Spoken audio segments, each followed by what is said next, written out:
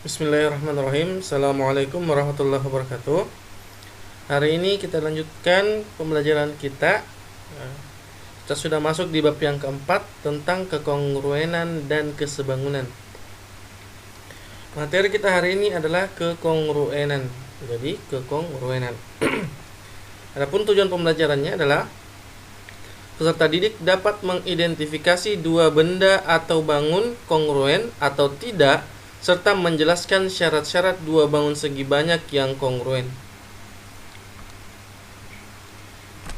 Nah, perhatikan ada dua gambar. Gambar yang pertama adalah dua gambar mobil yang kongruen. Jadi dua mobil ini dikatakan kongruen. Sedangkan yang kedua, dua gambar mobil yang tidak kongruen.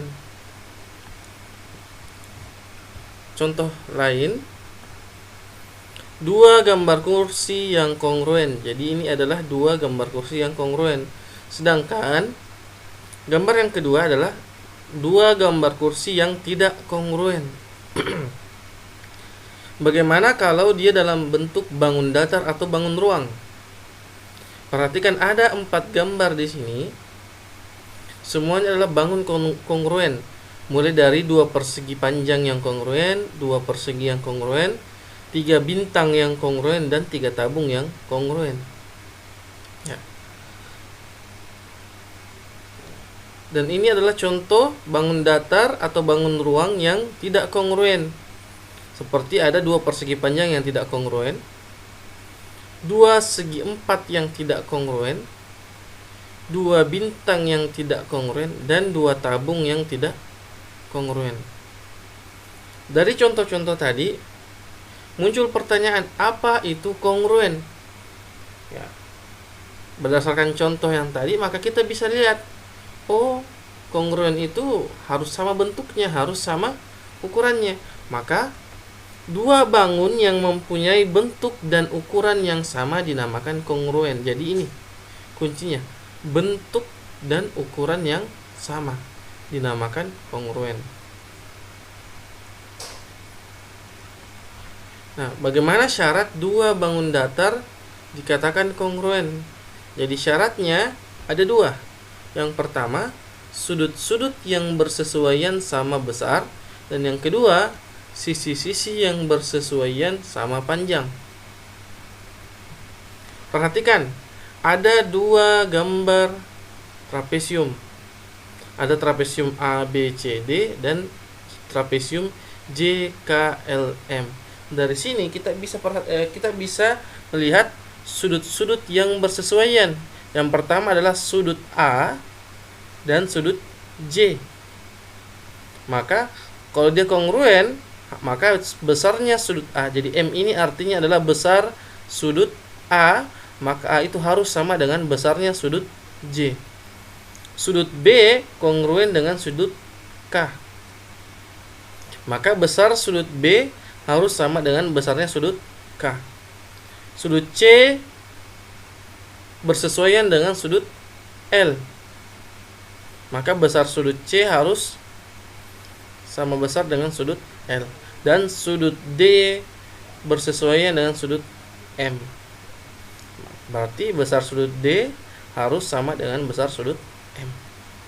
Nah, sisi-sisi yang bersesuaian, ya. Pertama, sisi AB, maka dia bersesuaian dengan sisi JK. Sisi BC bersesuaian dengan sisi KL. Sisi CD bersesuaian dengan sisi LM, dan sisi DA bersesuaian dengan sisi MJ. Maka semua sisi yang bersesuaian tadi harus sama panjang. AB dan JK bersesuaian, maka AB harus sama dengan JK.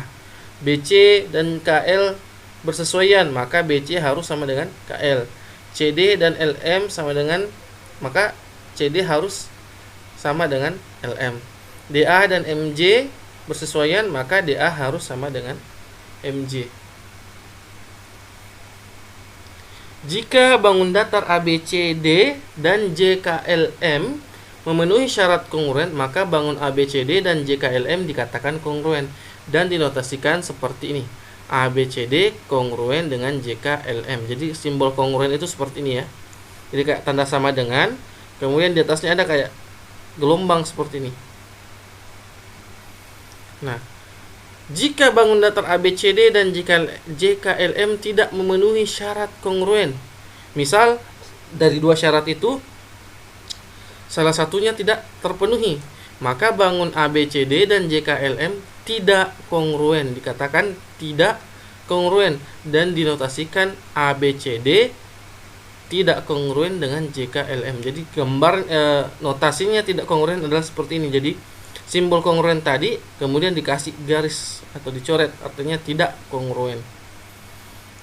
Sebagai catatan, ketika menyatakan dua bangun kongruen, sebaiknya dinyatakan berdasarkan titik-titik sudut yang bersesuaian dan berurutan.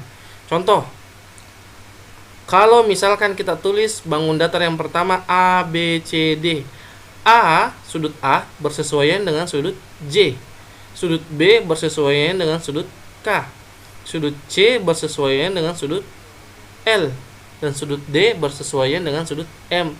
Maka di sebelahnya atau bangun yang kongruen dengan sudut bangun datar ABCD ditulis JKLM.